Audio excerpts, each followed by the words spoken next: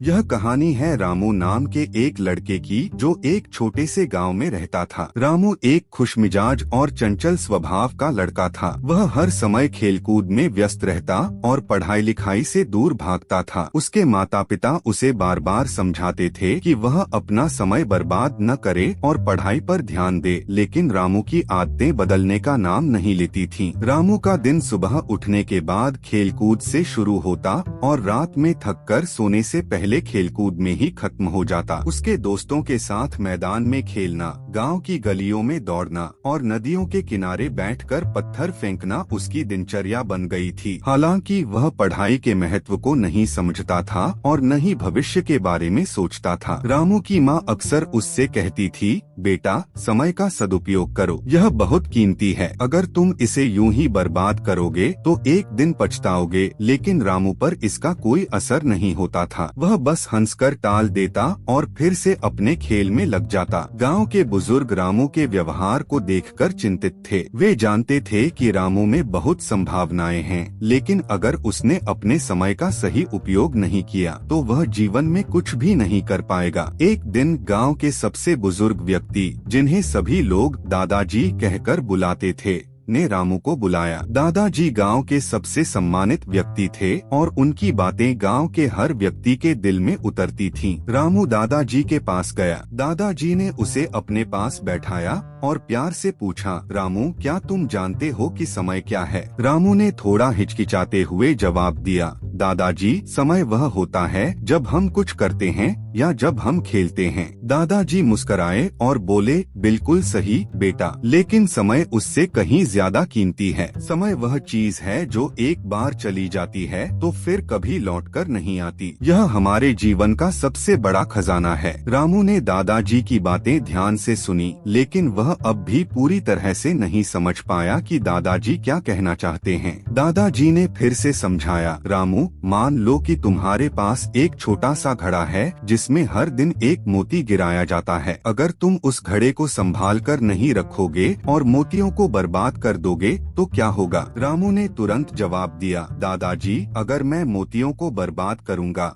तो एक दिन मेरे घड़े में कुछ भी नहीं बचेगा। दादाजी ने सहमति में सिर हिलाते हुए कहा, बिल्कुल सही बेटा, यही बात समय के साथ भी होती है। अगर तुम समय को बर्बाद करोगे तो एक दिन तुम्हारे पास कुछ भी नहीं बचेगा। तुम अपने जीवन में कुछ भी हासिल नहीं कर पाओगे। रामू को अब धीरे धीरे बात समझ में आ रही थी। उसने दादाजी से पूछा, दादाजी अगर मैंने अब तक बहुत सा समय बर्बाद कर दिया है तो क्या मैं इसे वापस पा सकता हूँ? दादाजी ने एक गहरी सांस लेते हुए कहा, बेटा बर्बाद किया हुआ समय कभी वापस नहीं आता, लेकिन तुम अपने भविष्य को बेहतर बना सकते हो। अगर तुम आज से ही समय की कदर करने लगो तो तुम आने वाले समय में बहुत कुछ हासिल कर सकते हो। रामू की आंखों में अब चिंता और पछतावे के भाव दिखाई देने लगे। उसने सोचा कि उसने कितना समय बर्बाद कर दिया है और अब उसे इसकी भरपाई कैसे करनी है। दादाजी ने रामू को सांत्वना देते हुए कहा, बेटा पछताने से कुछ नहीं होता। अगर तुम सच्चे मन से मेहनत करोगे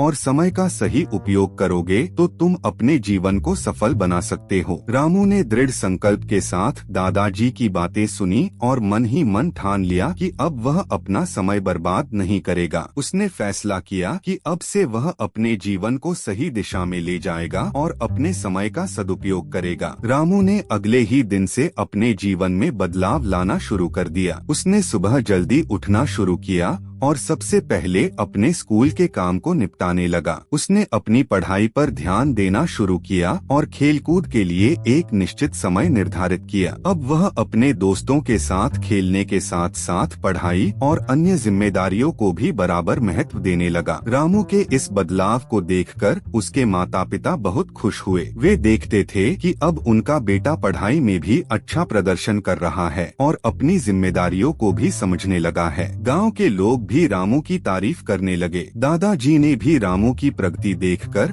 उसे आशीर्वाद दिया और उसे प्रोत्साहित किया कि वह अपने जीवन में इसी तरह आगे बढ़ता रहे। समय बीतता गया और रामू ने अपनी मेहनत और समय की कदर के दम पर अच्छे अंक हासिल किए। उसने अपनी पढ़ाई पूरी की और आगे चलकर एक सफल व्यक्ति बना। अब वह अपने गांव का सबसे सम्मानित और सफल व्यक्ति बन चुका था। रामू ने अपने जीवन में दादाजी की बातों को गहराई से समझा और उसे अपने जीवन का मूलमंत्र बना लिया। उसने सीखा कि समय की कदर करना सबसे महत्वपूर्ण है और अगर हम समय का सही उपयोग करते हैं तो हम अपने जीवन में कुछ भी हासिल कर सकते हैं। इस कहानी से हमें यह शिक्षा मिलती है कि समय अनमोल है और हमें इसका सही उपयोग करना चाहिए। जो लोग समय की कदर करते हैं वे ही अपने जीवन में सफलता प्राप्त करते हैं। समय कभी वापस नहीं आता, इसलिए हमें हर क्षण का सही उपयोग करना चाहिए और अपने भविष्य को उज्जवल बनाने की कोशिश करनी चाहिए।